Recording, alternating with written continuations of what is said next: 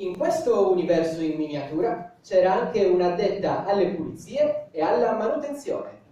Si chiamava Mariuccia e, a dire il vero, non aveva niente da fare tutto il giorno. Sì, ma solo perché in un punto non può starci neanche un granello di polvere.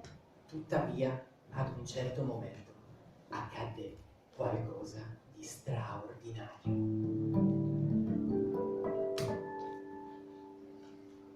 Se solo avessi un po' di spazio, come mi piacerebbe preparare una bella panata di anguille!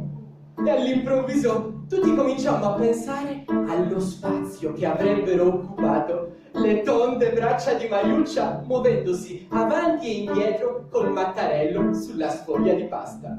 Pensiamo allo spazio che avrebbero occupato teglie di bulurgiones, chili di panzerotti! La farina!